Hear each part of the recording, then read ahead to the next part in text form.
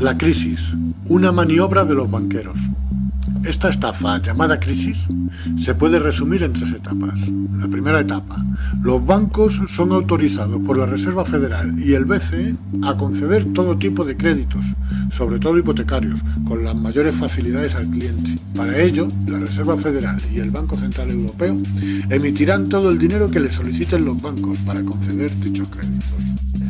Después de unos cuantos años concediendo créditos a diestro y siniestro, apenas sin poner inconvenientes, viene la segunda etapa.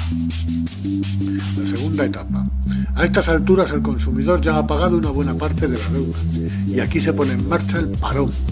De golpe se corta el flujo de los créditos. Todos los bancos al unísono dejan de conceder créditos y todas las empresas constructoras con proyectos enteros terminados, así como urbanizaciones enteras por vender, cientos de miles de viviendas esperando un comprador.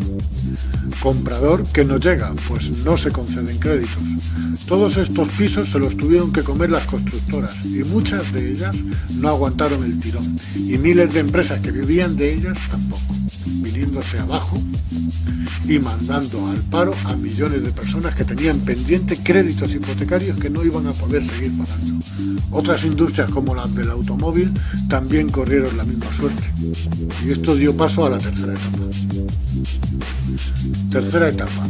Los bancos, ante el impago de los créditos, inician su elaborado plan de quedarse con todo. Los desahucios no se hicieron esperar, quedándose con las viviendas y dejando a sus propietarios en la calle y con la deuda que les faltaba por pagar. Quiero aclarar que un crédito es un dinero adelantado que va existiendo en la medida que el consumidor lo va pagando mes tras mes. Bajo este principio hay que entender que los bancos prestan un dinero que no existe. Luego se quedan con las casas de sus víctimas que sí existen y que estuvieron pagando mes tras mes con un dinero que sí existe. Y se quedan con una deuda real que no deja levantar cabeza a nadie. Esto no es la primera vez que ocurre, porque esto mismo ya lo hicieron en 1910 y en 1929 con el famoso crack del Octubre Negro.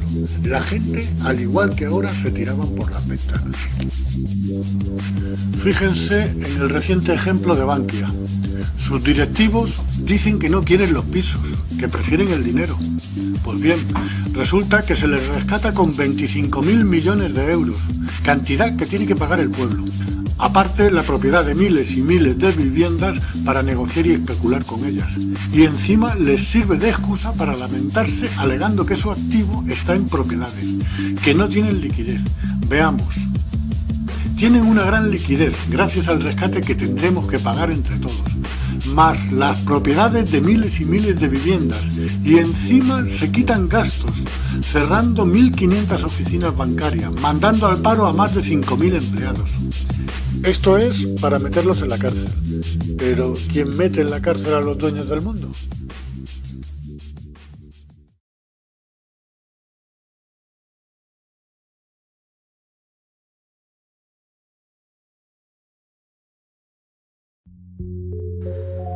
Somos Dios, venimos del infinito y vamos hacia la eternidad. Quiero aclarar que este vídeo, aunque parezca estar dirigido a mentes muy abiertas, no es exactamente así. Todo lo que expongo va tan documentado que hará que nadie se quede indiferente. Necesito puntualizar a los más escépticos que el origen del problema, independientemente de que sean antiguos dioses, extraterrestres o seres humanos sin escrúpulos, es el mismo. Somos mano de obra para unos pocos que dominan la economía mundial y no reparan en el daño que causan.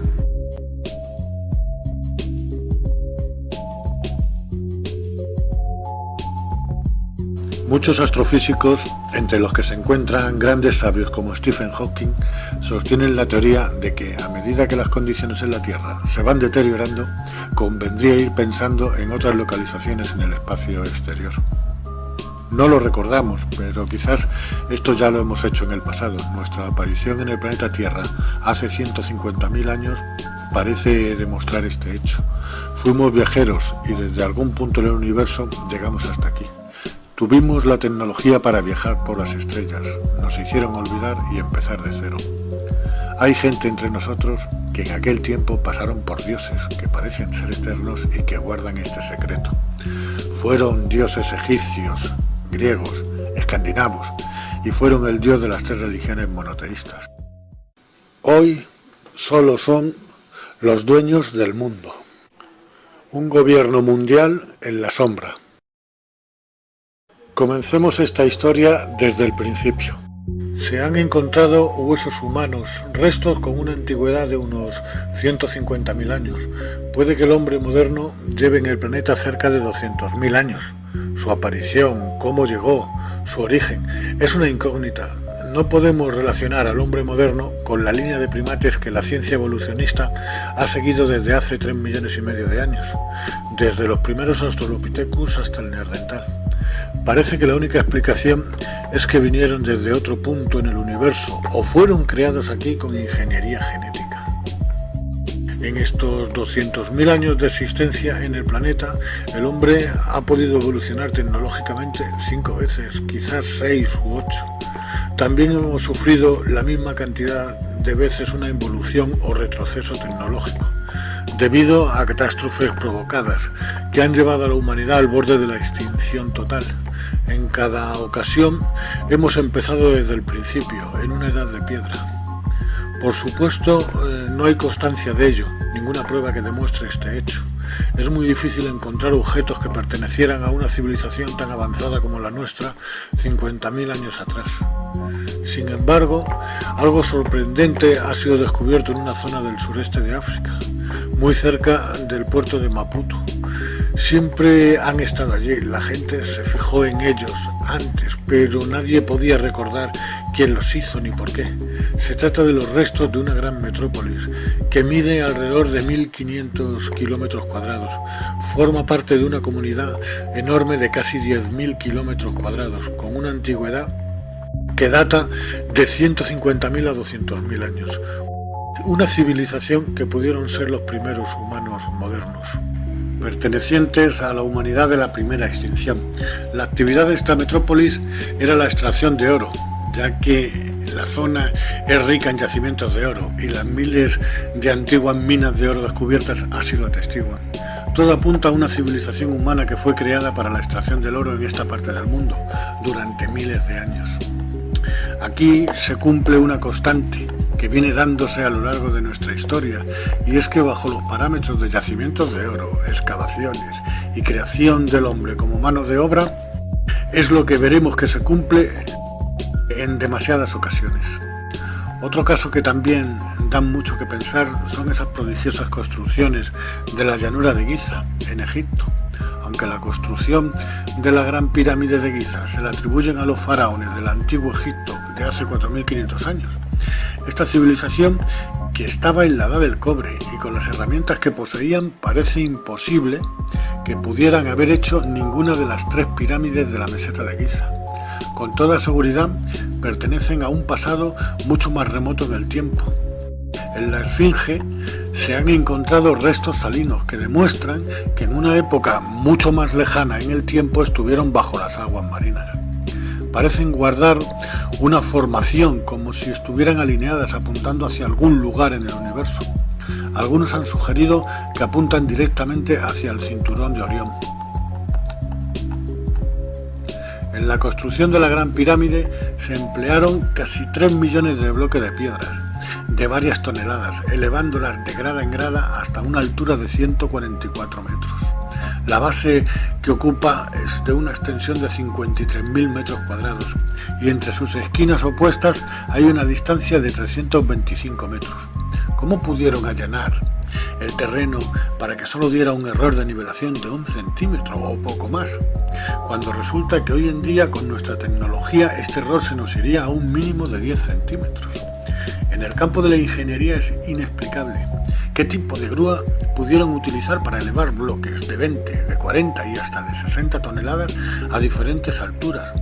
Cuanto mayor fuera la altura, mayor sería la longitud en paralelo con el suelo y mucho mayor el esfuerzo. Los conocimientos matemáticos de los egipcios, según los textos en papiros que nos dejaron, están muy por debajo de los que requiere esta formidable construcción. pues los cálculos matemáticos, a la vez que complejos, fueron perfectos. Debía de ser imponente, todo un espectáculo ver dicha construcción en pleno apogeo. Desconocemos qué tipo de herramientas se emplearon en la construcción de la Gran Pirámide, no pertenece a nuestro tiempo. Hubo otra humanidad que en un tiempo mucho más remoto construyeron esta magnífica obra. Posiblemente la humanidad que habitó este mundo entre la cuarta y la quinta extinción de hace más de 12.000 años.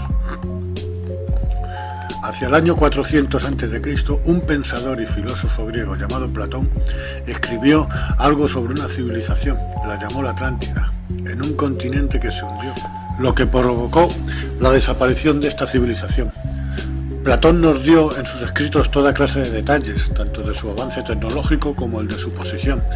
Decía que la catástrofe ocurrió 9.500 años atrás. Si sumamos los 2.400 años hasta Platón, más los 9.500 años desde Platón hasta la desaparición de la Atlántida, nos da casi 12.000 años en total de la catástrofe. Y hasta ahora no hemos sido capaces de encontrar ni un solo ladrillo de dicha civilización. O quizás sí, la Esfinge o las pirámides de Giza. Esta información le llegó a Platón a través de su abuelo Critias, el cual se lo oyó decir, tal y como lo contaba Solón a su bisabuelo Drópida. A Solón le llegó la historia de la Atlántida a través de dos sacerdotes egipcios, Sonquis de Sais y Xenofis de Heliópolis. Mientras Europa todavía no había salido del Paleolítico, los atlantes formaron una gran sociedad, con edificios, calles, fuentes y con un gran avance tecnológico para la época. Hay un fragmento del Critias que voy a relatar textualmente, y comienza así. Un gran imperio que avanzaba desde el exterior, desde el Océano Atlántico, sobre toda Europa y Asia. En aquella época se podía atravesar aquel océano, dado que había una isla delante de la desembocadura que vosotros, así decís, llamáis columnas de Hércules. Esta isla era mayor que Libia y Asia juntas, y de ella los de entonces podían pasar a las otras islas, y de las islas a toda la tierra firme que se encontraba frente a ellas, y rodeaba el océano Atlántico. Puesto que lo que quedaba dentro de la desembocadura que mencionamos parecía una bahía con un ingreso estrecho. En realidad era mar, y la región que lo rodeaba totalmente podría ser llamada con absoluta corrección tierra firme. En dicha isla Atlántida había surgido una confederación de reyes grande y maravillosa que gobernaba sobre ella y muchas otras islas, así como partes de la tierra firme. En este continente dominaban también los pueblos de Libia hasta Egipto y Europa hasta Tirrenia. Bueno, ¿qué ocurrió realmente para que esta civilización desapareciera? Critias nos da otra pista en el siguiente texto. El dios de dioses Zeus reina por medio de leyes, puesto que puede ver tales cosas, se dio cuenta de que una estirpe buena estaba dispuesta de manera indigna y decidió aplicarles un castigo. Tras un violento terremoto y un diluvio extraordinario, en un día y una noche terribles, la clase guerrera vuestra se hundió toda a la vez bajo la tierra y la isla de Atlántida desapareció de la misma manera, hundiéndose en el mar.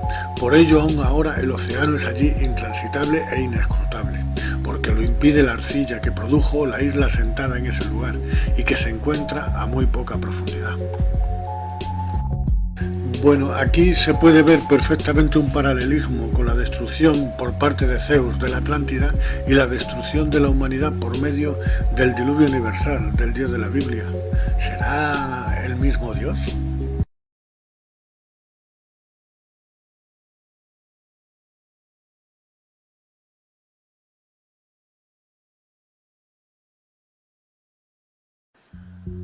Llegaron de algún punto del universo. Hace tanto tiempo que no había nadie que les impidiera establecerse. Eran unos pocos, 300, quizá 400 o 500, pertenecientes a una civilización de millones de años de antigüedad. Y sin embargo, eran inmaduros, soberbios y prepotentes. No está muy claro. Puede que las condiciones de este mundo fueran las favorables para la vida y biología de estos seres, o puede que no. Algunos textos antiguos nos cuentan que creó el mundo en 6 días. El origen del mundo y de los hombres, historia del cielo y de la tierra. Al principio creó Dios el cielo y la tierra. La tierra era una soledad caótica y las tinieblas cubrían el abismo, mientras el Espíritu de Dios aleteaba sobre las aguas. Y dijo Dios, que exista la luz, y la luz existió. Vio Dios que la luz era buena, y la separó de las tinieblas. A la luz la llamó día, y a las tinieblas noche. Pasó una tarde, pasó una mañana, y al día primero, y dijo Dios, que haya una bóveda entre las aguas para separar unas aguas de otras. Y así fue. Hizo Dios la bóveda y separó las aguas que hay debajo de las que hay encima de ella. A la bóveda Dios la llamó cielo. Pasó una tarde, pasó una mañana, al día siguiente, y dijo Dios, que las aguas que están bajo los cielos se reúnan en un solo lugar, y aparezca lo seco. Y así fue. A lo seco lo llamó Dios tierra, y al cúmulo de las aguas lo llamó mares, y vio Dios que era bueno. Y dijo Dios, produzca la tierra vegetación, plantas con semilla y árboles frutales, que den en la tierra frutos con semillas de su especie. Y así fue. Brotó de la tierra vegetación, plantas con semillas de su especie y árboles frutales, que dan fruto con semillas de su especie. Y vio Dios que era bueno. Pasó una tarde, pasó una mañana, el día tercero, y dijo Dios, que haya lumbreras en la bóveda celeste para separar el día de la noche y sirvan de señales para distinguir las estaciones, los días y los años, que luzcan en la bóveda del cielo para alumbrar la tierra. Y así fue. Hizo Dios dos lumbreras grandes, la mayor para regir el día y la menor para regir la noche. Y también las estrellas, y las puso en la bóveda del cielo para alumbrar la tierra, regir el día y la noche y para separar la luz de las tinieblas. Y vio Dios que era bueno. Pasó una tarde, pasó una mañana, el día cuarto. Y dijo Dios, rebosen las aguas de seres vivos, y que las aves aleteen sobre la tierra a lo ancho de la bóveda celeste. Y creó Dios por especies los cetáceos y también los seres vivientes que se deslizan y pululan en las aguas. Y creó también las aves por especies. Vio Dios que era bueno. Y los bendijo diciendo, creced, multiplicaos y llenad las aguas del mar, y que también las aves se multipliquen en la tierra. Pasó una tarde, pasó una mañana, al día quinto. Y dijo Dios, produzca la tierra seres vivientes por especies, ganados, reptiles y bestias salvajes por especies. Y así fue. Hizo Dios las bestias salvajes, los ganados y los reptiles del campo, según sus especies. Y vio Dios que era bueno. Entonces dijo Dios, hagamos a los hombres a nuestra imagen y semejanza, según nuestra semejanza, para que dominen sobre los peces del mar, las aves del cielo, los ganados, las bestias salvajes y los reptiles de la tierra. Y creó Dios a los hombres a su imagen. A imagen de Dios los creó, varón y hembra los creó. Y los bendijo Dios diciéndoles, creced y multiplicaos, llenad la tierra, someterla, dominarla, sobre los peces del mar, las aves del cielo y todos los animales que se mueven por la tierra. Y añadió, os entrego todas las plantas que existen sobre la tierra, y tienen semilla para sembrar, y todos los árboles que producen fruto con semilla, dentro os servirán de alimento, y a todos los animales del campo, a las aves del cielo, a todos los seres vivos que se mueven por la tierra, les doy como alimento toda clase de hierba verde. Y así fue. Vio entonces Dios todo lo que había hecho, y todo era muy bueno. Pasó una tarde, pasó una mañana, el día sexto. Así quedaron concluidos el cielo y la tierra con todo su ornato. Cuando llegó el día séptimo, Dios había terminado su obra y descansó el día séptimo de todo lo que había hecho. Bendijo Dios el día séptimo y lo consagró porque en él había descansado de toda su obra creadora. Esta es la historia de la creación del cielo y de la tierra. Se puede entender que acondicionaron el planeta, hicieron que bajara la temperatura, con lo que el vapor de agua que cubría toda la atmósfera cayera en estado líquido a la superficie, pudiendo entrar la luz del sol por primera vez, y al mismo tiempo formarse los ríos y mares. Cubrieron de vegetación grandes extensiones, que expulsaban oxígeno en todas direcciones. De cualquiera de las dos formas, el mundo quedó preparado para ser habitado. Dejaron abandonada, sin ningún medio, como si de un experimento se tratara, a una pequeña comunidad de estas criaturas. O bien, como dicen los ya citados textos, y Dios creó al hombre a su imagen y semejanza. Esto dice mucho de la forma que tenían estos seres. ¿Eran seres humanos? ¿Nos modelaron a su imagen y semejanza? Con ingeniería genética formaron una colonia de unos pocos miles. Nos dejaron a nuestra suerte, sin conocimientos, para empezar en una edad de piedra. Los antiguos escritos, tanto apócrifos como los incluidos en la Biblia, revelan una gran cantidad de información de lo que ocurrió con nuestros primeros padres, hace entre 6.000 y 12.000 años en el Edén, después de la última extinción, quizás la quinta extinción en 150.000 años. El comportamiento de Dios en el Edén es bastante sospechoso. ¿Para qué fuimos creados? Los sumerios, una civilización de la que se desconoce su origen y que surgió en la antigua Mesopotamia, más concretamente entre los márgenes de los ríos Tigris y Éufrates, hace más de 6.000 años. Nos dejaron unos escritos, son los primeros escritos de los que se tiene constancia. Se denominan escritura cuneiforme. Escritos sobre unas tablillas de arcilla, y nos cuentan una historia muy curiosa. Hablan de unos seres que bajaron de las estrellas para extraer oro en esa misma zona y que para su extracción crearon al hombre como mano de obra.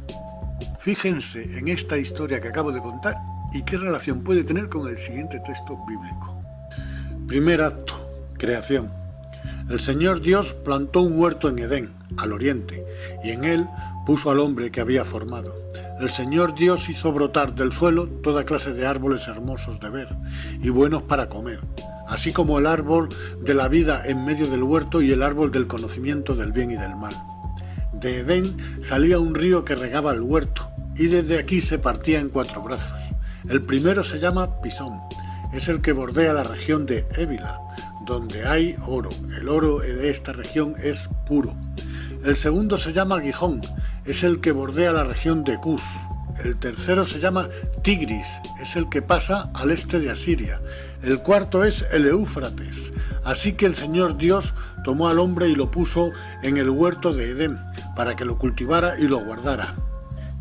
Y dio al hombre este mandato: puedes comer de todos los árboles del huerto, pero no comas del árbol del conocimiento del bien y del mal, porque si comes de él, morirás sin remedio.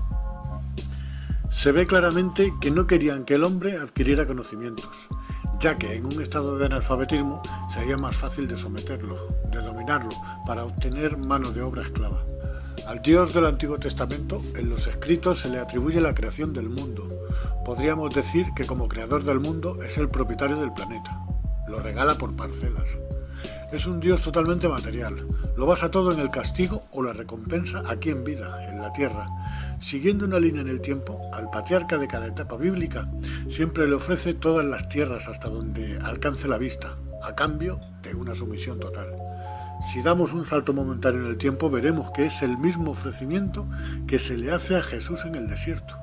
Las 3 tentaciones del desierto, a cambio de sumisión total, y este ofrecimiento solo lo puede hacer el propietario del mundo, y Jesús rechaza el ofrecimiento asumiendo que el que ofertaba era el propietario, pero Jesús no le llama padre. Todos sabemos que le dice: apártate de mí, Satanás.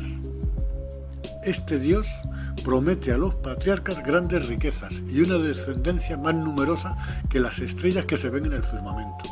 Y nunca habla de la vida eterna, nunca habla del reino de los cielos, nunca habla de nuestra alma, de nuestro espíritu. ¿Por qué pide a los humanos sumisión, adoración y alabanza continua? Si es porque los ha creado, cualquiera diría que los ha creado para que les sirvan como esclavos, para mano de obra.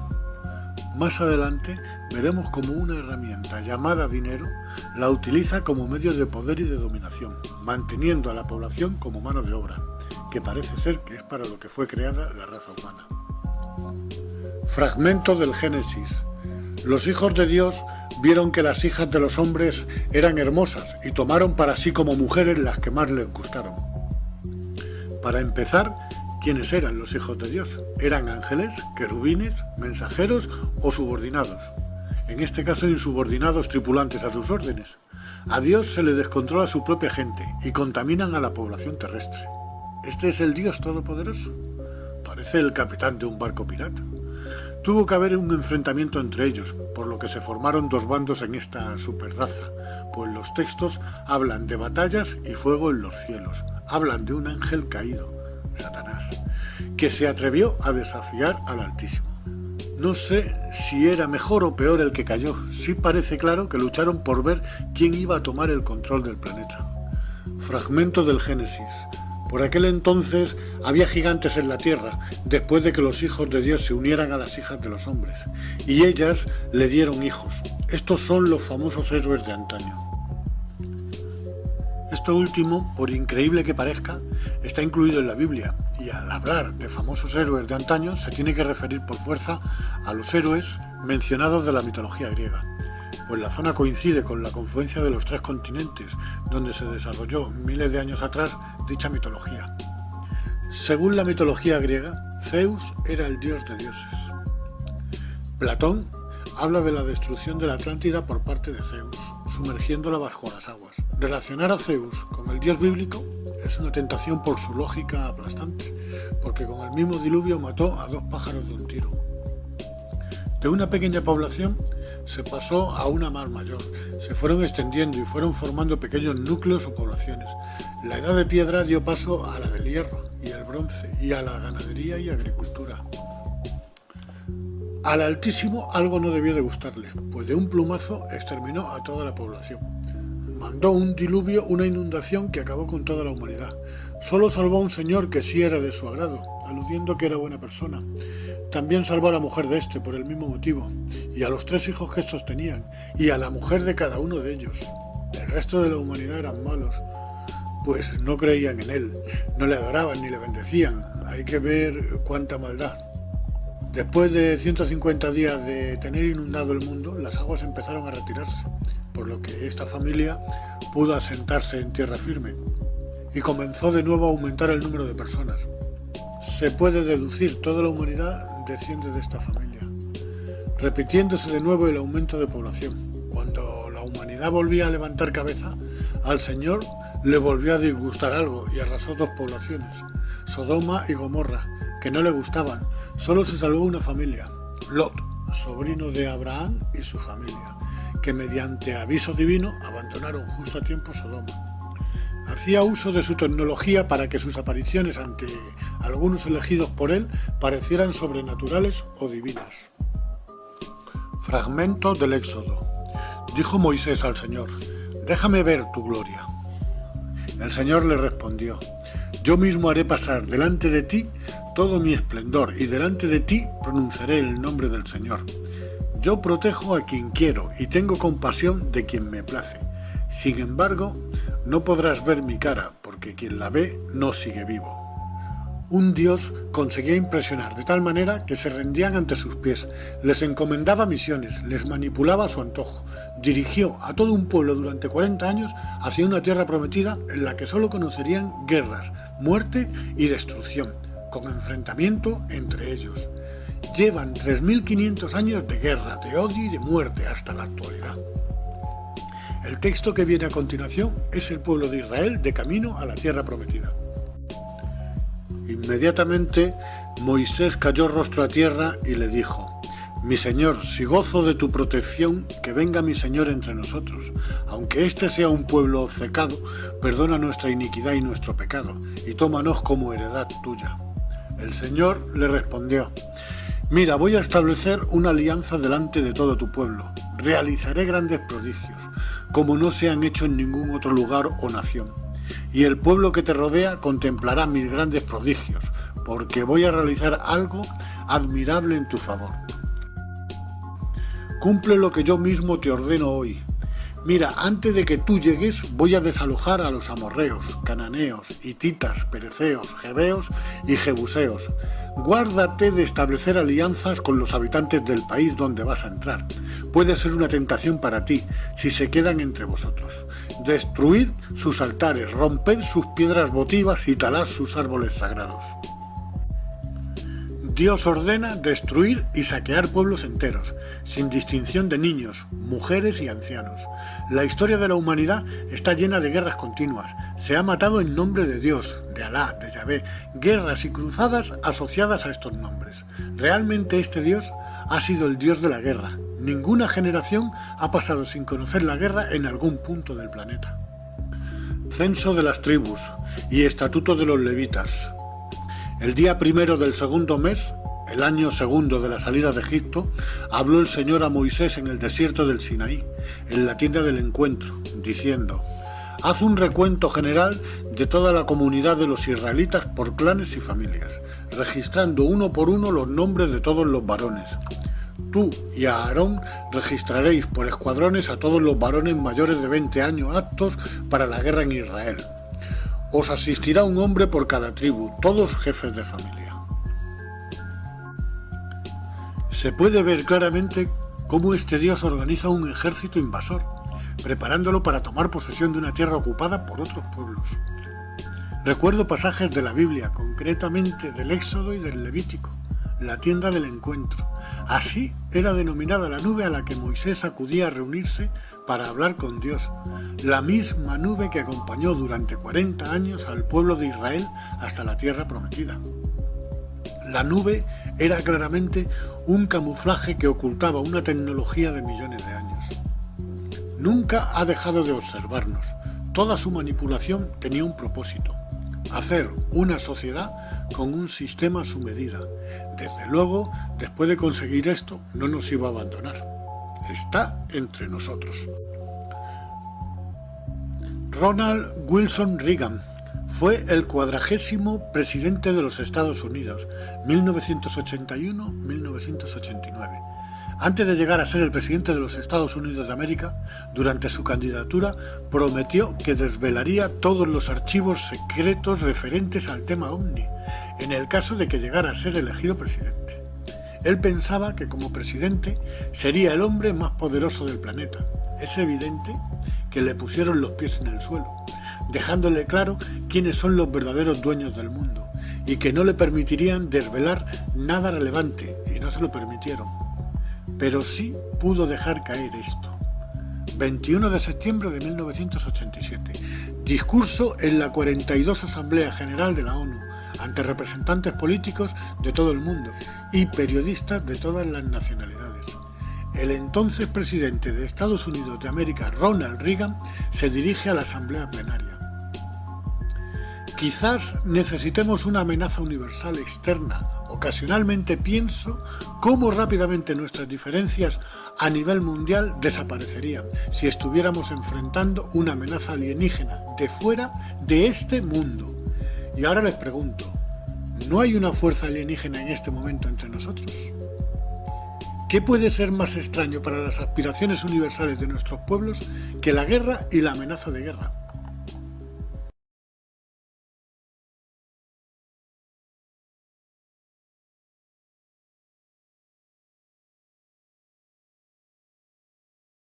Si repasamos textos antiguos y sabemos ver qué se esconde tras ellos, veremos cómo hemos sido manipulados, cómo seres que se han hecho pasar por dioses nos han dirigido por caminos que solo a ellos les convenía. A lo largo de la historia de la humanidad, el hombre siempre ha sido manipulado por seres infiltrados en nuestra sociedad, que están tras un velo de indiferencia, huyen de la notoriedad y sin embargo son los que manejan los hilos y nosotros somos sus marionetas. Forman una sociedad cerrada, con un poder increíble, tienen un arma invencible, manejan la economía mundial con grandes entidades financieras, financian campañas políticas, ponen y quitan presidentes, son grandes magnates que poseen islas, yates de lujo, aviones privados y que aparentemente están fuera de la escena política y sin embargo compran a jefes y gobiernos de naciones. Aquellos que no se venden son asesinados o sufren golpes de estado financiados y muy bien organizados por ellos. Están obligados a utilizar nuestra tecnología actual en momentos puntuales, ya que su propósito es continuar infiltrado dentro de nuestra sociedad. Tienen el mundo a su disposición y mientras sigamos ignorantes de la verdad, seremos sus sirvientes. Pero de ninguna manera renuncian a su tecnología. Tienen colaboradores que son conocedores de la verdad y que venderían a su madre por $1. Realmente a quien han vendido es a la humanidad. Estos colaboradores y conocedores de la trama tienen cargos de gran relevancia en los gobiernos más poderosos del planeta. De vez en cuando desclasifican archivos de avistamientos OVNI que solo tienen interés para los amantes del tema y que no ven lo que se esconde detrás de esto. Lo que nunca van a desclasificar es la trama. Los Estados Unidos, la primera potencia mundial. El contribuyente paga un alto precio por mantener a esta nación en el número 1 de este ranking. ¿De qué les sirve? Piensan que tienen la mejor democracia, creen que son libres. No hay mayor pena que aquella en la que te hacen creer que eres libre y sin embargo estás privado de libertad. Cuando un pueblo es consciente de que le falta libertad, que hay un régimen opresor que está abusando de los derechos de las personas, el pueblo terminará rebelándose contra el agresor. Pero si a este pueblo le hacen creer que es libre, que tiene poder de decisión, que pueden elegir a sus líderes, este pueblo no hará nada por rebelarse, porque piensa que no hay motivos, aunque estén enviando a morir a sus hijos en frentes de guerra por varios puntos del planeta, y al mismo tiempo endeudando al contribuyente, y que en realidad es de lo que se trata. En los Estados Unidos hay dos fuerzas políticas, demócratas y republicanos. Cada 4 años se enfrentan en unas elecciones para ver cuál de los dos consigue más votos y así colocar a su candidato en la presidencia. Detrás de estos dos partidos hay un poder oculto, una sociedad secreta tan poderosa que hace temblar a los cargos políticos más poderosos del mundo. Esta sociedad es la que maneja los hilos de la trama. Ponen por parte de los demócratas un candidato a la presidencia. A este le financian su campaña electoral a cambio de concesiones importantísimas, tales como seguir controlando la Reserva Federal. Y hacen exactamente lo mismo con el candidato republicano. Luego le dicen al pueblo: tomad, elegir al que queráis. ¿Realmente os va a dar lo mismo? Una vez que el pueblo estadounidense se ha decidido por uno de los dos, al nuevo presidente le ponen un asesor, que realmente más que asesor es el controlador del presidente. Actualmente coincide que este asesor es el presidente de la Reserva Federal de los Estados Unidos. Curiosamente, el asesor de Barack Obama, que es del bando demócrata, es Ben Bernanke, y este mismo señor fue el asesor del anterior presidente por el bando republicano, George Bush.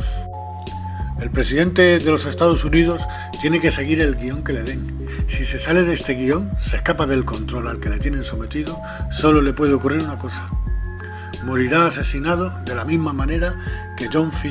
Kennedy. ¿Quiénes están detrás de esta sociedad? Familias banqueras, los Rothschild, los Morgan, los Warburg, los Rockefeller, Seligman, Reder, Speller. Su plan se ejecuta durante milenios, más allá de sus vidas. La función que estos sujetos dan al dinero es la de constituir un instrumento de poder y de dominación, en lugar de un medio de cambio. A finales de noviembre de 1910, el senador Nelson W. Aldrich y el secretario adjunto del Departamento del Tesoro, A.P. Andrews, y 5 más de los financieros más importantes del país, que en conjunto representaron cerca de un cuarto de la riqueza del mundo, llegaron a la Jekyll Island para discutir la política monetaria y el sistema bancario. Un evento que algunos dicen que fue el ímpetu para la creación de la Reserva Federal. Fue una reunión secreta en la que banqueros privados redactaron un escrito, Ley del Banco Central, llamada Acta de Reserva Federal, totalmente a espaldas del gobierno. ¿Por qué? Porque dichos banqueros pasaban a controlar la Reserva Federal. Una vez elaborada esta ley, se la entregaron a su mediador político, el senador Nelson Aldrich. En 1913 subió a la presidencia de los Estados Unidos Woodrow Wilson, con financiación total por parte de dichos banqueros y habiendo aceptado firmar el Acta de Reserva Federal. El 23 de diciembre del mismo año, estando la mayor parte del Congreso en sus casas de vacaciones, fue aprobado el Acta de Reserva Federal, por lo que pasaba a ser controlado por manos privadas. Después de ser aprobada la ley, el congresista Louis McFadden dijo al respecto: un sistema bancario mundial está siendo preparado aquí, un superestado controlado por banqueros internacionales, actuando conjuntamente para esclavizar al mundo en pos de su propio placer. El Banco Central ha usurpado al gobierno. Años después, el propio Woodrow Wilson escribió arrepentido: nuestro sistema de crédito está concentrado en manos privadas. El crecimiento de la nación y, por consiguiente, de todas nuestras actividades está en las manos de unos pocos hombres, quienes necesariamente o por motivos de sus propias limitaciones congelan, frenan y destruyen la genuina libertad económica. Nos hemos transformado en uno de los peor gobernados, uno de los más controlados y dominados de los gobiernos del mundo civilizado.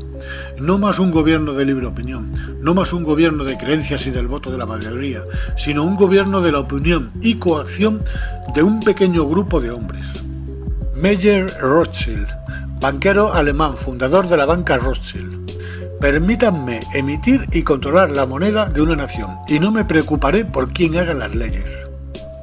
La viuda de Mayer Rothschild escribió en 1847: no se preocupe usted, no habrá guerra en Europa, mis hijos no proveerán el dinero para ello.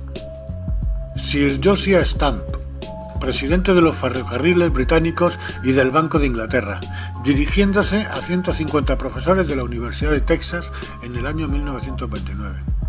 El sistema bancario fue concebido en la iniquidad y nació en el pecado. Los banqueros internacionales poseen la tierra, quitarles todo lo que tienen, pero dejarles el poder de crear depósitos.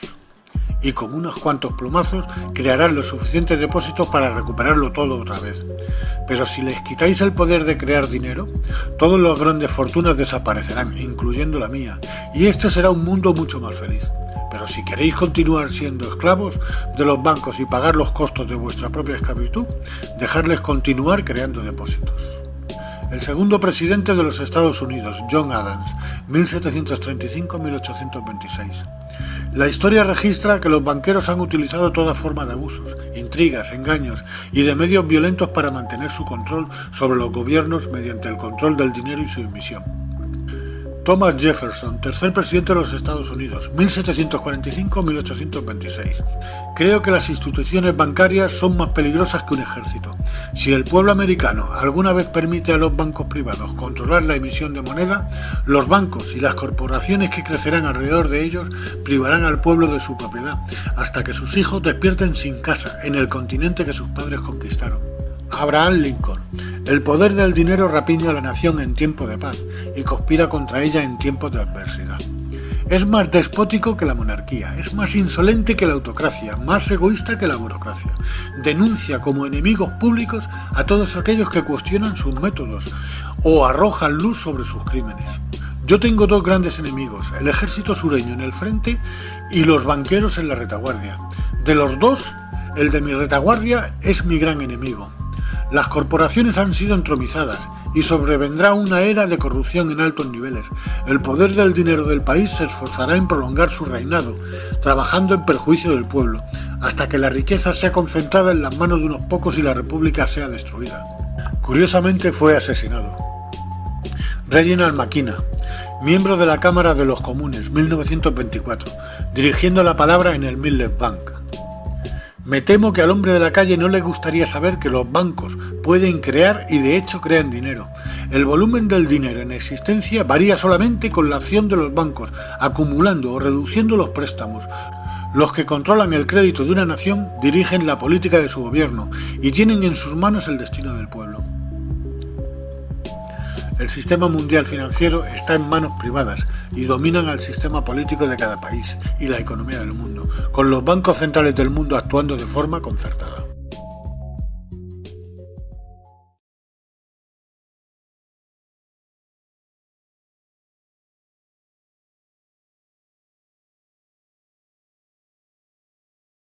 Un mensaje al mundo. Lo que expongo a continuación es algo que debería de sobrecoger a todo el mundo. Un hombre valiente, un hombre que se atrevió a enfrentarse a este cártel de banqueros internacionales, a esta sociedad tan criminal y antihumana. Este hombre en su último discurso, justo antes de que le asesinaran, estaba pidiendo a gritos ayuda a unas entidades que están protegidas por la primera enmienda y que tienen el deber de informar y mantener informado al pueblo. Y eso era justo lo que John F. Kennedy, presidente de los Estados Unidos, estaba pidiendo de la prensa. Poco después moría asesinado en Dallas, en el año 1963. Todavía la prensa no se ha hecho eco del mensaje que les envió un hombre para informar a la humanidad de la conspiración a la que está sometida. John F. Kennedy, 1963. El poderoso despacho del presidente ha sido utilizado para fomentar una conspiración, para destruir la libertad de los estadounidenses, y antes de que abandone la presidencia debo informar a los ciudadanos de su destino. Después del discurso, ante la American Newspaper Publishers Association, emitió $4.500 millones fuera de la Reserva Federal, poniéndolos a continuación en circulación.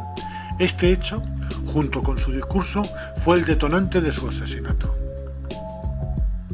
Lo que John Fitzgerald Kennedy le estaba pidiendo a la prensa era colaboración, era divulgación, era ni más ni menos que poner al mundo al corriente de los crímenes contra la humanidad que el cártel de banqueros lleva sometiéndonos a lo largo de nuestra historia.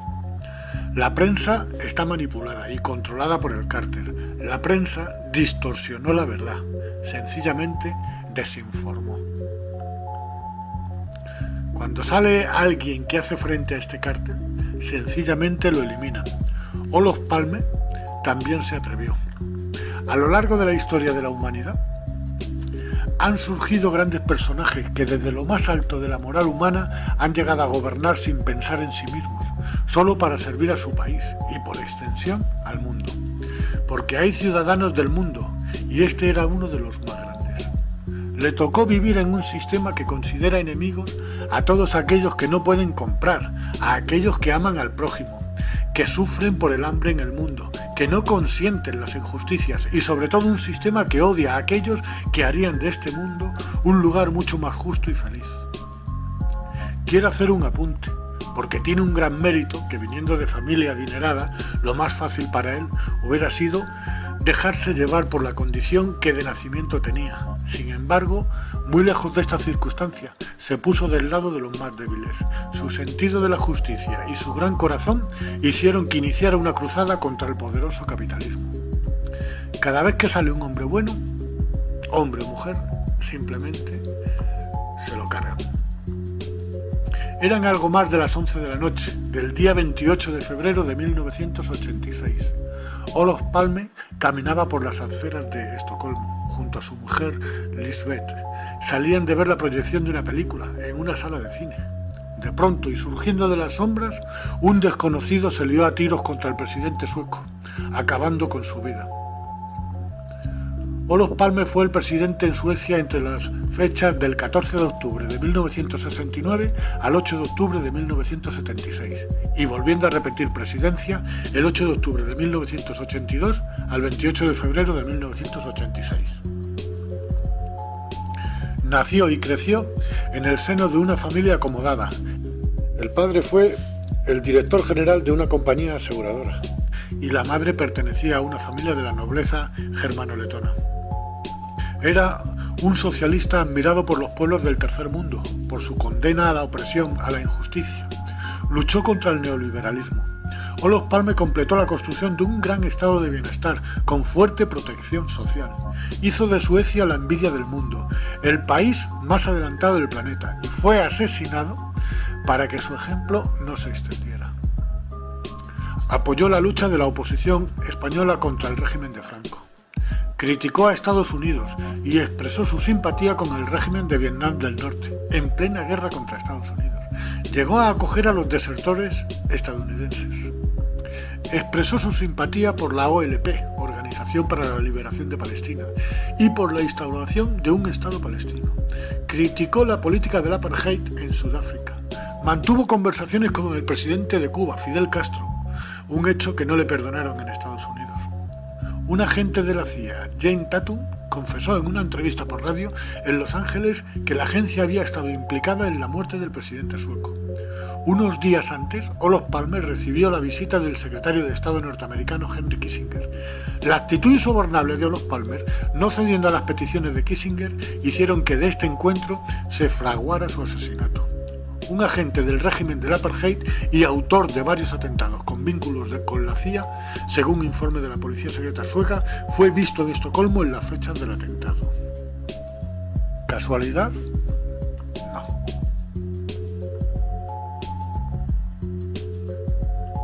Banco Central y colapsos. Definición de Banco Central, sacada de un fragmento de St. James.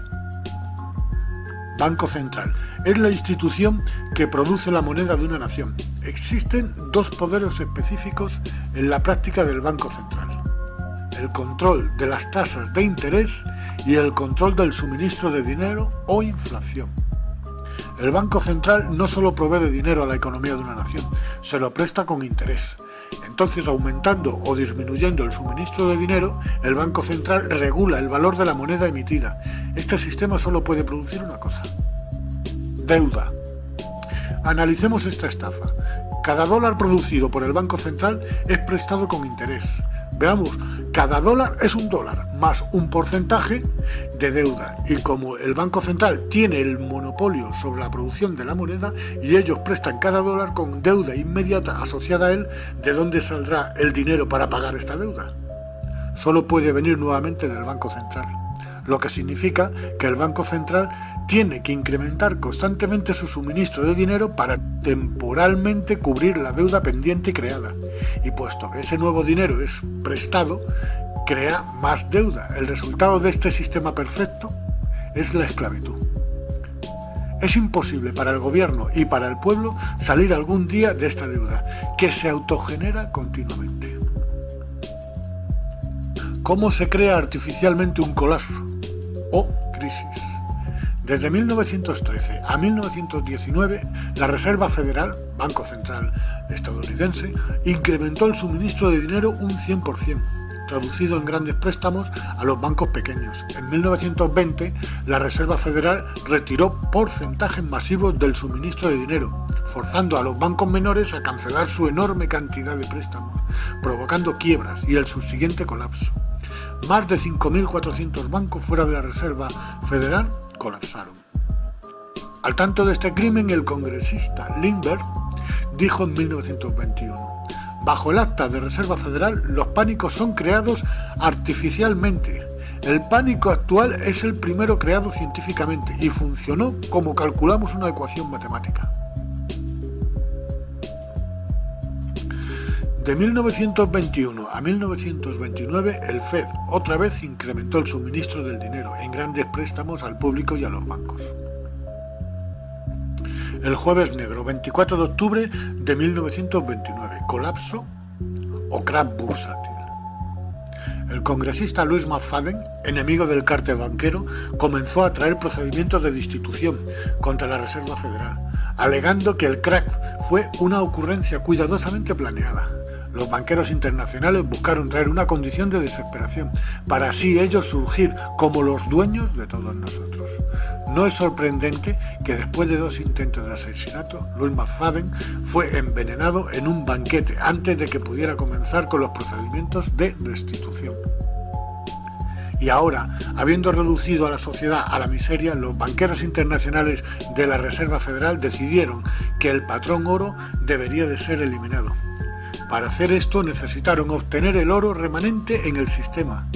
Así que, bajo la pretensión de ayudar a terminar con la crisis, se produjo la recuperación del oro en 1933. Bajo amenaza de prisión de 10 años, todos en América fueron exhortados a entregar todo el oro al tesoro, esencialmente robando al público la poca riqueza que les quedaba a finales de 1933. El patrón oro fue abolido. Si miramos un billete de dólar antes de 1933, veremos que pone que es convertible en oro. Si miras uno actual, veremos que dice que es moneda de curso legal, lo que significa que no está apoyado por nada, no hay un depósito que lo respalde. El Banco Central Europeo y la Reserva Federal Americana emiten todo el dinero que va a parar a los pequeños bancos de un país. Los bancos centrales pueden provocar una crisis cuando quieran, como ha sido el caso de la actual crisis, que nos piden un esfuerzo entre todos para salir de la crisis provocada por ellos.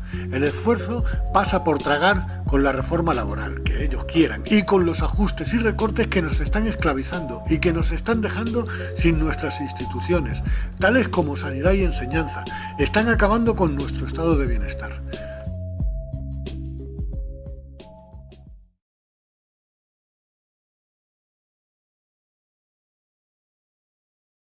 La crisis y su estado actual y la relación que ésta guarda con los banqueros internacionales.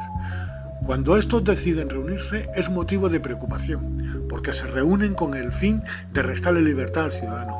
Utilizan el dinero como un instrumento de poder y de dominación, en lugar de un medio de cambio. La crisis mundial que se padece desde la primavera de 2008 ha sido creada artificialmente por estos señores. En una de sus ocultas reuniones llegaron a un acuerdo: cerrar el grifo de los créditos, todos al mismo tiempo, y así dejó de circular el dinero. Todos aquellos productos que por su alto coste necesitaban de un crédito dejaron de venderse y se vinieron abajo empresas tales como constructoras y empresas satélite que vivían de ellas. Se fueron a la quiebra y como consecuencia millones de trabajadores pasaron a las listas del paro. Industria del automóvil y empresas satélites bajaron sus ventas de tal manera que algunas quebraron y otras consiguieron sobrevivir recortando gastos con el famoso ERE, expediente de regulación de empleo, con lo que millones de trabajadores pasaron al paro. Bajó el poder adquisitivo del consumidor y se vieron arrastrados todos los sectores y el paro fue el destino para demasiada gente. La población activa iba en disminución y los parados en aumento. Esta situación dio lugar a la obligación de aceptar a los gobiernos reformas laborales muy drásticas y privar a los trabajadores de los derechos que tantos años les costó ganar. Los presidentes de los gobiernos preparaban a la población para que estos se concienciaran con las medidas que se iban a adoptar, con discursos que no se creían ni ellos mismos. De esta crisis salimos entre todos, con el esfuerzo de todos. Se les olvidó decir de todos los trabajadores, de toda la clase trabajadora. Los países que se resistían a imponer reformas en su mercado laboral fueron atacados con especulaciones muy malintencionadas contra su economía. Especulaciones que han sido capaces de tirar abajo economías de países. Primero fueron a por Grecia, con ataques especulativos contra su economía, que fueron aumentando día tras día. El gobierno se resistía a imponer a su pueblo las medidas de reforma que desde el Banco Central le llegaban, y esto hizo que los ataques especulativos llegaran de manera masiva, haciendo caer la economía griega. Con una Grecia quebrada, entró el plan de rescate de la Unión Europea. Los gobernantes griegos no tuvieron otra alternativa que agachar la cabeza y tragar con todo lo que esconde este plan de rescate. A cambio de 110.000 millones de euros, el gobierno griego comenzó con las reformas laborales que desde el Banco Central Europeo y la Unión Europea le dictaron y le seguirán dictando. En la actualidad van a por el segundo rescate, porque con esta deuda Grecia pasa a ser un país de segunda o tercera división dentro de la Unión Europea. Grecia acumula una deuda que jamás podrá pagar. Después los ataques especulativos fueron a por Irlanda. En este caso el rescate fue de 85.000 millones de euros. Y volvió a ocurrir lo mismo que con Grecia. Después los ataques fueron dirigidos contra Portugal y volvió a ocurrir lo mismo. Luego contra España e Italia, aunque estos, viendo lo que había ocurrido con Grecia, Irlanda y Portugal, accedieron a las peticiones de reformas antes de que cayeran en la ruina. El gobierno de España fue felicitado por la presidenta alemana por las reformas laborales que éste anunció como medidas contra la crisis y que estaba a punto de imponer a su clase trabajadora. ¡Cuánta hipocresía! ¡Qué ironía! Si son las medidas sugeridas por el BCE y la Unión Europea para que no vuelvan las especulaciones con denominación de origen alemán. El anterior gobierno español bajó el sueldo a los funcionarios, subió los impuestos, congeló las pensiones y redujo la ayuda al desempleo. También subió la edad de jubilación, también subió el mínimo de cotización a la seguridad social de 15 a 25 años. Subió la gasolina, el tabaco, el alcohol, son productos de donde sacan más del 50% de su valor en impuestos. También subió el gas y la electricidad. Habrá nuevas reformas que añadir a las anteriormente citadas, ya que el nuevo gobierno que acaba de entrar, que tan solo lleva 12 meses en el poder, ya han vuelto a reducir el salario a los funcionarios. Les han quitado la paga de Navidad, además de haber reducido su número, mandando a miles de personas al paro, tales como policías, bomberos, profesores de educación, sanitarios, bajando la seguridad y la calidad de nuestras instituciones, hasta el punto de hacerlas insostenibles, con el propósito de acabar privatizándolas, y todo ello para afrontar la crisis que han provocado los bancos, porque nuestra clase política, la más corrupta de toda Europa, colabora al 100% con el cártel de banqueros. El rescate a España está próximo, a cambio la esclavitud del pueblo. Las aguas no van a volver a su cauce. Pienso que nada va a ser igual que antes. Nos han sacado de un estado de prosperidad y de un acercamiento entre clases cada vez más justo. Hay un gran poder inhumano que desde lo más alto se ha dado cuenta de esta circunstancia y dando un golpe contra la justicia humana, están instaurando poco a poco un nuevo orden.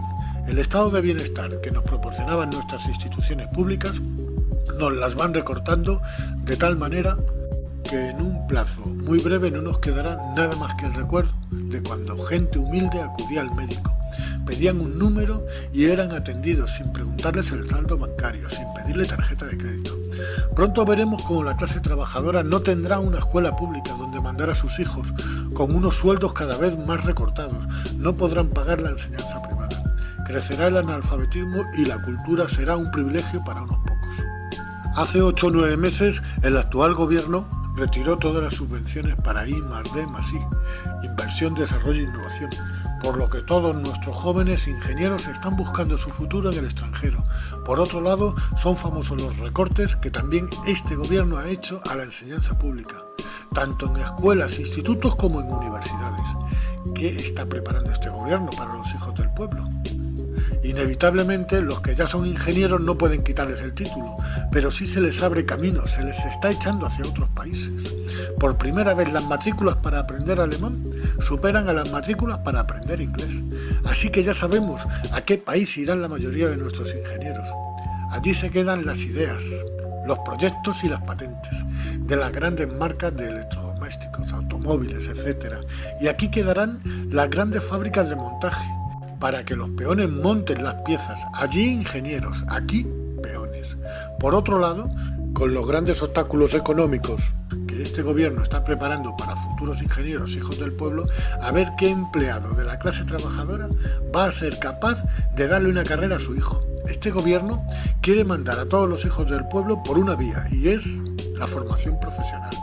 Así, la formación de los hijos de trabajadores irá para la formación en un trabajo, en un engranaje, donde saldrán peones de montaje, fontaneros, electricistas, albañiles, auxiliares y con un poco de suerte administrativos, sanitarios, etc. En definitiva, en mano de obra, y además en mano de obra cada vez más barata, cada vez más esclava, más arrastrada.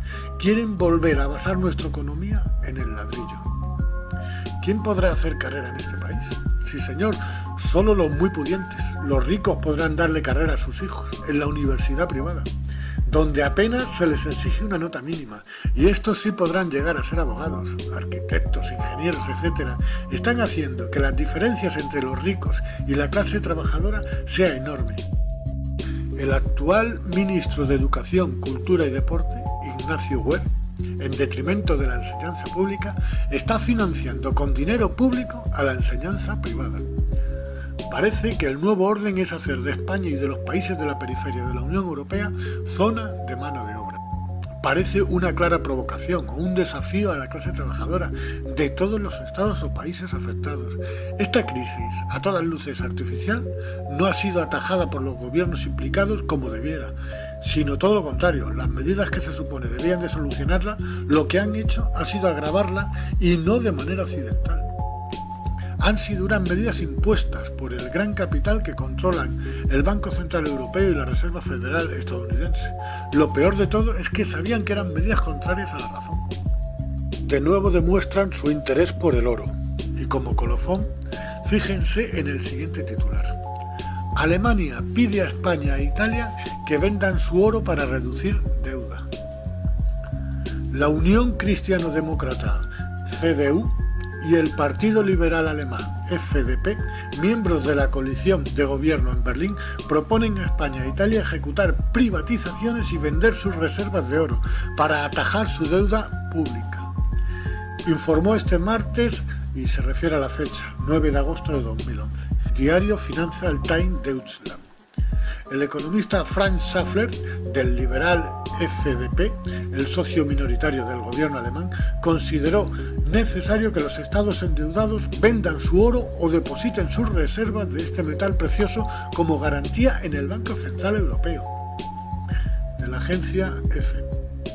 Es para quitarse el sombrero. Tienen montado un sistema perfecto para desarmarnos.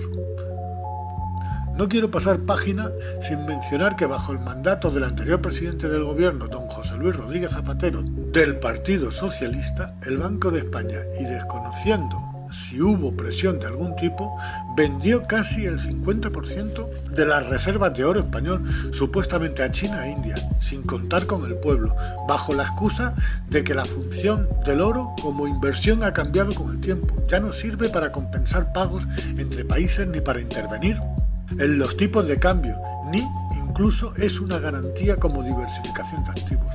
El dinero actual no tiene ningún respaldo, salvo el del propio billete, que es moneda de curso legal. Que nos expliquen entonces por qué no para de crecer el precio del oro y por qué ese interés de partidos políticos del gobierno alemán en que España e Italia depositen sus reservas de oro en el Banco Central Europeo. ¿Quién está verdaderamente detrás de estas compras? Seguro que son los mismos que llevan detrás de él desde el principio de los tiempos. Diferencia entre el antiguo billete convertible en oro y el actual, de moneda de curso legal. Billete convertible en oro. Misión de intercambio entre productos, que es para lo que se creó. Y billete moneda de curso legal. No tiene ningún respaldo y contrae altos intereses de deuda. Misión, robar, estafar y endeudar de por vida al contribuyente. Nos están pisando y no levantan el pie. Todo lo contrario, aprietan más. La deuda nos mantiene bajo su pie y aquí está el verdadero propósito de esta crisis provocada. Y es ni más ni menos que mantener al mundo endeudado y a su población trabajando toda la vida para pagar una deuda impagable a la vez que eterna. Ahora, bajo un mundo dominado por estos banqueros internacionales, junto con sus colaboradores políticos, dan instrucciones de cómo implantar e ir introduciendo poco a poco estas reformas.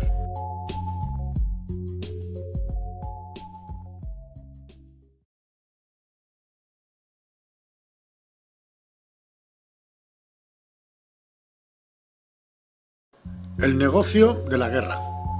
Es importante entender que la cosa más lucrativa para los banqueros internacionales es la guerra, porque obliga a un país a pedir aún más dinero del Banco de la Reserva Federal o del Banco Central, y con intereses. Hagamos un pequeño repaso a la historia. En 1915, el asesor principal del entonces presidente de Estados Unidos, Woodrow Wilson, era el coronel Edward House, y en una conversación documentada entre el coronel House y Sir Edward Grey, secretario exterior de Inglaterra, sobre cómo hacer que Estados Unidos entrara en la Primera Guerra Mundial, Grey preguntó: ¿qué harían los americanos si los alemanes les hundieran un crucero con pasajeros americanos a bordo? House respondió: creo que una llamarada de indignación barrería a los Estados Unidos, y eso por sí sería suficiente para llevarnos a la guerra. Así que el 7 de mayo de 1915, un barco llamado el Lusitania fue enviado intencionadamente a aguas controladas por Alemania, y como era de esperar, barcos alemanes torpedearon el barco, haciendo explotar municiones almacenadas, matando a 1.260 personas. Para entender mejor la intencionalidad de esta conspiración, la embajada alemana, de hecho, colocó avisos en el New York Times advirtiendo a la gente del riesgo que corrían si subían al Lusitania, porque pasaría navegando de América a Alemania, a través de aguas en guerra. De hecho, y como fue anticipado, el hundimiento del Lusitania causó una ola de ira y Estados Unidos entró en guerra poco después. La Primera Guerra Mundial causó 323.000 muertes americanas. La guerra costó 30.000 millones de dólares a los americanos. La mayor parte fue pedida al Banco de la Reserva Federal, con interés, expandiendo aún más las ganancias de los banqueros internacionales. En la Segunda Guerra Mundial, otro tanto de lo mismo. El 4 de diciembre de 1941, la inteligencia australiana advirtió al presidente Roosevelt sobre una fuerza de ataque japonés, moviéndose hacia Pearl Harbor. 3 días más tarde, el 7 de diciembre de 1941, Japón atacó Pearl Harbor. Murieron 2.500 soldados. El presidente de Estados Unidos, Franklin D. Roosevelt, declaró que el ataque fue un día que vivirá en la infamia. El presidente Roosevelt pertenecía a una familia de banqueros, cuyo tío Frederick estuvo en la Junta de la Reserva Federal original. Sus intereses estaban con los banqueros internacionales, y para estos nada es más beneficioso que una guerra. Después de 60 años de información saliendo a la superficie, no solo el ataque era conocido semanas antes de que se produjera, fue provocado. El secretario de Guerra de Roosevelt, Henry Stinson, declaró en el Journal, con fecha 25 de noviembre de 1941, el documento Una conversación con Roosevelt. La cuestión es cómo los manipularíamos para que hagan el primer disparo. Es deseable asegurarse que los japoneses fueran los primeros que hicieran esto, para que no hubiera duda de quiénes son los agresores. Para provocar el ataque, Roosevelt detuvo todas las importaciones de petróleo americano al Japón, confiscó todos los bienes japoneses en los Estados Unidos, hizo públicos préstamos a China y entregó ayuda militar a los ingleses, dos de los enemigos de Japón en la guerra, violando así las leyes de guerra internacionales. Antes del ataque a Pearl Harbor, el 83% de los estadounidenses no querían entrar en guerra. Después del ataque, 1 millón de hombres se ofrecieron voluntarios para la guerra. Es importante destacar que la guerra de Alemania nazi era ampliamente apoyada por dos organizaciones, una de las cuales era la llamada IG Farben, que produjo el 84% de los explosivos alemanes, y aún el Zyklon B, usado en los campos de concentración para matar a millones de personas. Uno de los socios no conocidos de IG Farben fue Standard Oil Company, de J.D. Rockefeller, en América. De hecho, la Fuerza Aérea Alemana no podía operar sin un aditivo especial creado por la Standard Oil Company de Rockefeller. El drástico bombardeo de Alemania a Londres, por ejemplo, fue posible por una venta de 20 millones de dólares de combustible a IG Farben por Standard Oil Company de Rockefeller. Este es solo un ejemplo de cómo empresas americanas aprovisionaron a ambos lados de la Segunda Guerra Mundial. En Vietnam, la declaración de guerra oficial de los Estados Unidos contra Vietnam del Norte en 1964 fue después de un supuesto incidente, involucrando barcos destructores americanos siendo atacados por barcos PT de Vietnam del Norte, en el Golfo de Tonkin. Esto fue llamado el incidente del Golfo de Tonkin. Este ataque fue una farsa, nunca sucedió. Fue la excusa para entrar en guerra. El anterior secretario de Defensa, Robert McNamara, dijo años después que el incidente del Golfo de Tonkin fue un error, mientras otros oficiales declararon públicamente que fue una farsa preparada. No hace falta aclarar que los dos bandos eran financiados por los de siempre, de una manera directa a unos y de una manera indirecta a otros. No era importante ganar esta guerra, sí era importante que durara. Esta guerra causó 60.000 muertes americanas y 3 millones de vietnamitas muertos. La gran mentira. Un autoatentado.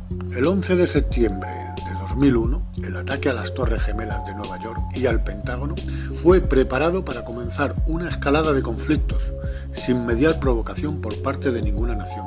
Dos guerras ilegales, contra Irak y contra Afganistán. ¿Quién será el siguiente? Quizás Irán, seguido de Corea del Norte, pero aquí no acabará.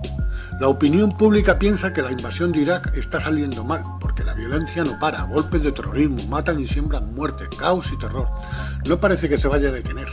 Lo que la opinión pública no sabe es que la desestabilización de Irak es precisamente lo que quieren los que están detrás del gobierno. Esta guerra, mientras se prolonguen, tendrán el dominio del petróleo, se mantendrán los contratos con las grandes empresas constructoras para la reconstrucción del país, se mantendrán las bases militares para usarse como puntos estratégicos en la zona contra Irán y Siria, etc. Junto con los costes que supone el mantener tropas en la zona, miles y miles de soldados y maquinaria de guerra que solo pueden derivar en nuevos créditos de la Reserva Federal. La mayor parte de la energía que se emplea actualmente en el mundo proviene de los combustibles fósiles. Se les utiliza en transporte para generar electricidad. El carbón, el petróleo y el gas natural son compuestos orgánicos formados fundamentalmente por hidrocarburos. A partir de ellos se obtienen otros combustibles derivados y subproductos, que son luego empleados como materias primas en diversos procesos químicos orgánicos. Sus emisiones lanzan a nuestra atmósfera millones de toneladas de CO2, dióxido de carbono. Estados Unidos y ahora también China son los mayores contaminantes del planeta. No podemos excluir de culpa al resto de países. Todos en mayor o menor grado son responsables del calentamiento global, de la aceleración del cambio climático. Esto es lo que mueve hoy el mundo. Con petróleo, gas natural y carbón producen electricidad y calefacción a nuestros edificios de viviendas y oficinas, a las fábricas e industrias con inmensas chimeneas, lanzando dióxido de carbono a la atmósfera y con sus desechos contaminando ríos, pantanos y mares, con los desplazamientos de vehículos terrestres, públicos y privados, desplazamientos de aviones con enorme tráfico aéreo, desplazamientos de navíos marítimos, grandes superpetroleros con sus consiguientes derrames que causan tanto daño a las aguas marinas, a la vida en el mar, a nuestras costas, verdaderas catástrofes medioambientales. Las grandes compañías petroleras se están cargando el planeta, porque no quieren parar. Desde hace mucho tiempo ha sido una mina de oro. Lo importante es ingresar sumas de dinero en el presente, porque del mañana ya nos ocuparemos. Las compañías petroleras no van a permitir que prosperen otro tipo de energías más limpias, sin emisiones, renovables, hasta que no se agote el petróleo.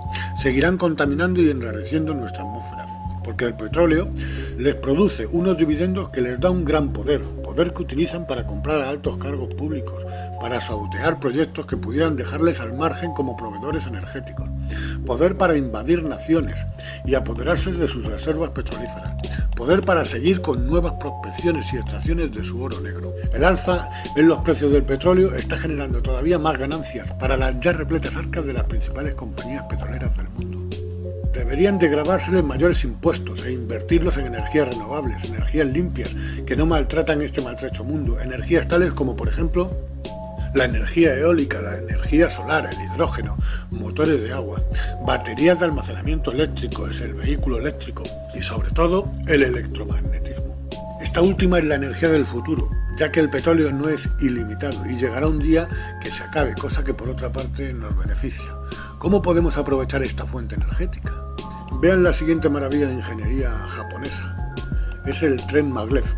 La mayor velocidad registrada de un tren maglev fue de 581 km/h en Japón en 2003. Utilizando un gran número de imanes para la sustentación y la propulsión, usando levitación magnética.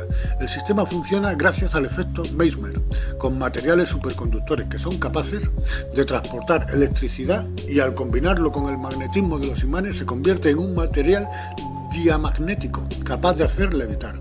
Utilizando los polos positivos y negativos de cada electroimán, conseguimos el efecto de atracción y repulsión, y simplemente cambiando la polaridad, conseguimos que el tren se ponga en marcha, sin fricción en la vía, ausencia de contacto físico entre el raíl y el tren. La tecnología de levitación magnética tiene el potencial de superar velocidades inimaginables al vacío, aunque aquí, en el interior del planeta, su velocidad se verá limitada por la resistencia al aire. Este método tiene el potencial de ser totalmente limpio, mucho más rápido, silencioso y suave que los sistemas de transporte colectivo sobre ruedas convencionales, propulsados por combustibles fósiles. Otro claro ejemplo de energía electromagnética es el siguiente. Cerca de Ginebra, en Suiza, está el famoso LHC, el acelerador de partículas. El LHC es el acelerador de partículas más grande y energético del mundo. Usa un túnel de 27 kilómetros de circunferencia, creado para el Gran Colisionador de Hadrones.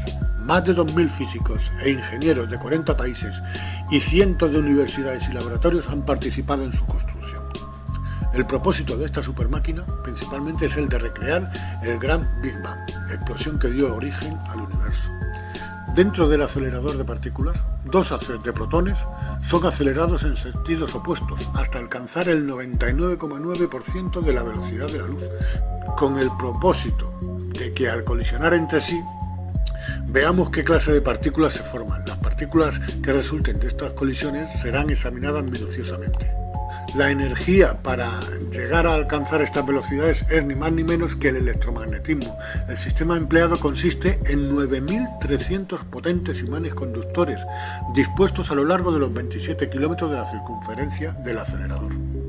Parece que dominamos los principios de la energía electromagnética, no solo en la teoría, sino que, como se ha visto en los ejemplos del tren de alta velocidad maglev y el acelerador de partículas, también en la práctica. ¿A qué estamos esperando para crear vehículos y naves impulsadas por el electromagnetismo? Bajo este principio, el electromagnetismo, podemos fabricar naves de forma circular, de un material que se pueda imantar, que puedan viajar en todas direcciones, que con solo cambiar la polaridad variemos la dirección a nuestro antojo y a velocidades inimaginables. En cada nave necesitamos un generador con un motor de hidrógeno que produzca una corriente eléctrica y por medio de materiales superconductores combinarlo con el magnetismo que genera el material imantado de la propia nave, produciendo electromagnetismo, con un circuito cerrado que haga fluir la energía por toda la nave, que la haga autosuficiente, entre otras cosas, haciendo girar la nave sobre su eje. Será capaz de producir una gravedad artificial, generará un campo magnético a modo de burbuja y ha de ser mucho más potente que el terrestre, que nos proteja de las llamaradas y vientos solares y de las radiaciones cósmicas. en su interior un universo independiente que la aísle del exterior, de la energía cinética, de la inercia que nos estrellaría contra sus paredes internas, dentro de la cual seremos totalmente ajenos a las maniobras de la nave, por muy bruscas que éstas sean. A la pregunta de que si es posible fabricar una nave así, la respuesta es muy sencilla, porque resulta que ya existen. Son miles y miles los avistamientos que año tras año se van acumulando del fenómeno ovni. Se ha escrito mucho sobre el tema, hay textos bíblicos que las describen. La referencia a ovnis en los tiempos bíblicos es constante. Son representadas en antiguas pinturas, se llevan paseando por nuestro mundo desde la aparición del hombre moderno. Hoy en día son muchos los testigos que las han observado atónitos y que al contarlos se les toma por locos.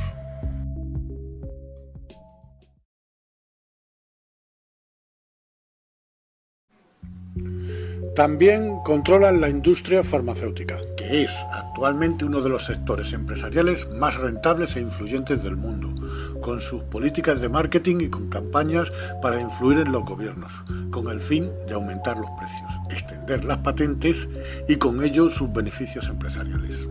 Llevan décadas creando mutaciones, manipulando organismos bacteriológicos, híbridos, entre diversas variedades de virus, provocando enfermedades a puerta cerrada, buscando un virus letal. Todo ello preparado en sus laboratorios. Hipócritamente hacen que se promulguen leyes internacionales contra las armas químicas y bacteriológicas. También ponen en estado de alarma al mundo sobre enfermedades frecuentemente inofensivas, haciéndolas pasar por peligrosas pandemias, con objeto de incrementar la venta de medicamentos. El ejemplo más reciente es el de la gripe A. Se hizo presente por primera vez a finales de marzo de 2009 en México. Recordemos el estado de alarma mundial que se creó alrededor de esta gripe. Al poco tiempo, después de unas cuantas miles de muertes, y solo cuando ellos quisieron, dieron a conocer la noticia de que habían creado una vacuna.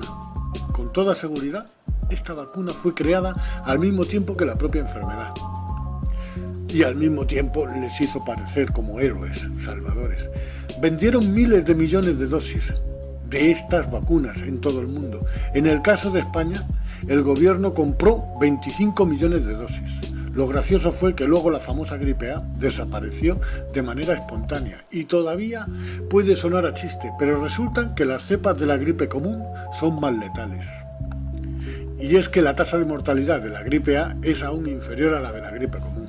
La gripe de toda la vida produjo más muertes en el periodo de vigencia de la gripe A que esta misma, pero solo se mencionaban las muertes producidas por la gripe A. La industria farmacéutica hizo unos ingresos de una cuantía impresionante, llenaron bien sus arcas y ahora, mientras piensan en su siguiente maniobra, España, al igual que un gran número de países, no sabían a quién colocarle las vacunas. Vean el ejemplo de Francia. Después de adquirir 94 millones de dosis para contrarrestar la gripe A, Francia inició en el mes de julio de 2010 la reventa del excedente de las vacunas para aligerar la carga de la factura, tras haberse mostrado la pandemia mundial menos grave de lo previsto. No podemos olvidarnos del SIDA, su tratamiento es costosísimo y son muchos millones de personas las que padecen de esta enfermedad. Para la industria farmacéutica es un verdadero filón. Si indagamos en el origen de esta enfermedad, vamos a chocar contra uno de los mayores secretos que existen. El VIH, virus causante del SIDA, parece ser una combinación de dos virus que por sí solos jamás hubieran mutado en el VIH. El VISNA, una patología cerebral del ganado ovino que no se contagia al ser humano, y el HTLV-1, una forma de leucemia que ataca a las células T, linfocitos, son un tipo de glóbulos blancos que forman parte del sistema inmunitario. Estas células ayudan al cuerpo a combatir enfermedades. La única explicación posible a este fenómeno es que alguien hubiera producido un híbrido de estos dos virus mediante ingeniería genética. La explicación oficial es que se había originado en África y que pasó de entre unas determinadas especies de monos al hombre.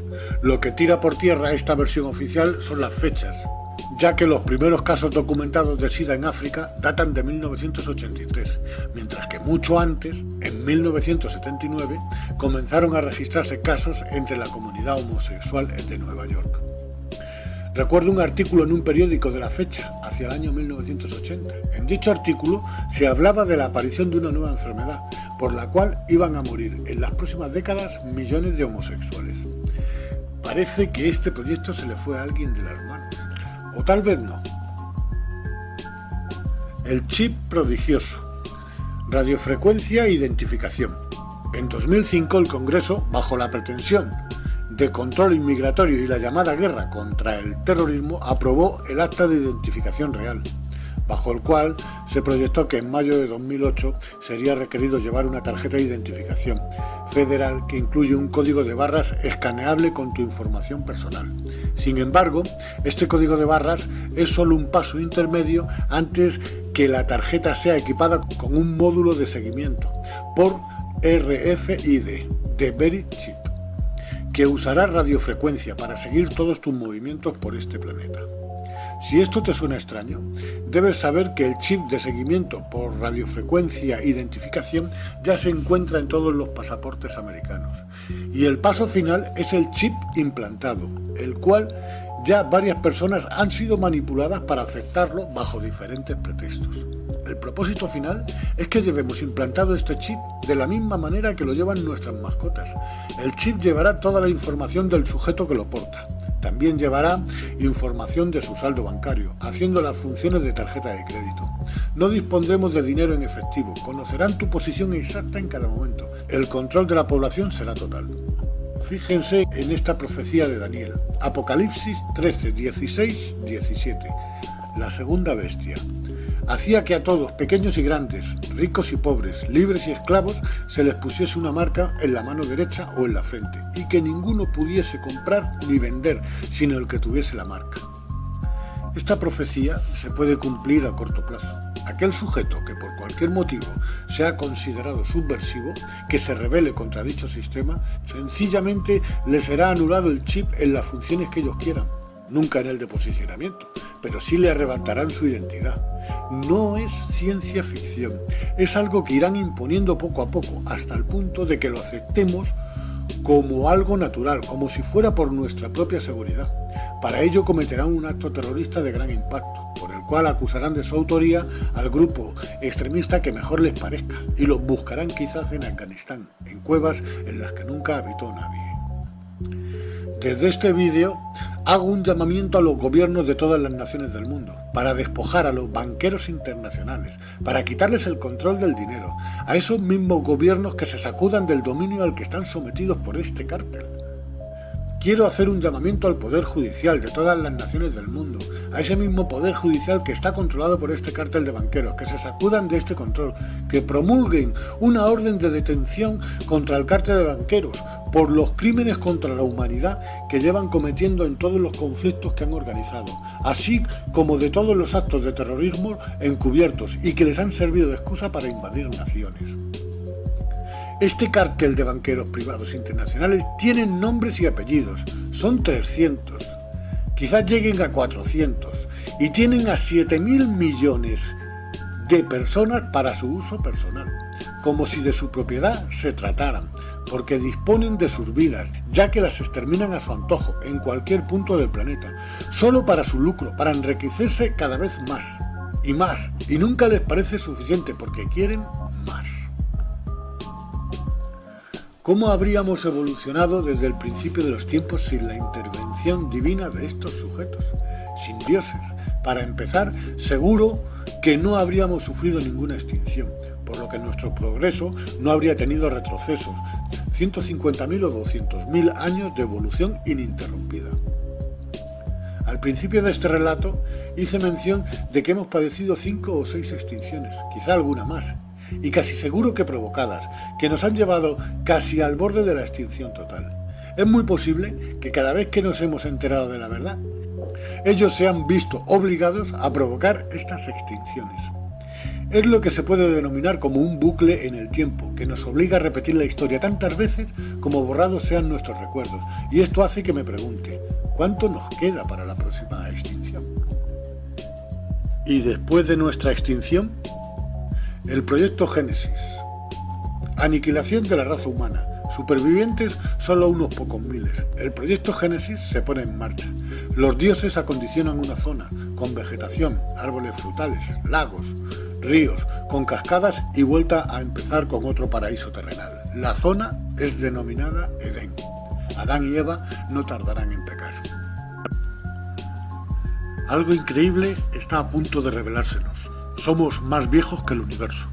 Antes de su origen no existía ni el tiempo ni el espacio. En la próxima extinción, miles de millones de personas volveremos al mismo estado. Solo unos pocos miles se quedarán en este infierno para repetir la historia. Hay un hecho que siempre me ha llamado la atención. Es la declaración de mucha gente que, habiendo estado muerta, muerte técnica durante minutos o incluso horas, en estas declaraciones la gran mayoría coincide en un hecho, y es que ven pasar toda su vida delante de ellos en pocos segundos. Ven hasta los detalles más ínfimos, recuerdos ya olvidados de tiempos muy remotos, cosas, hechos y acciones de nuestro pasado que marcaron nuestra conducta. Nuestra conciencia nos va diciendo qué es lo que hicimos bien y qué es lo que hicimos mal. Remordimiento de conciencia. Realmente esto es un examen de conciencia y somos nosotros quienes nos juzgamos por nuestras acciones. Nosotros decidimos si ascendemos, si pasamos a otro nivel superior en el camino a la eternidad, o bien tendremos que quedarnos en este lugar para seguir perfeccionándonos en la siguiente reencarnación. Porque nosotros somos Dios, venimos del infinito y vamos hacia la eternidad.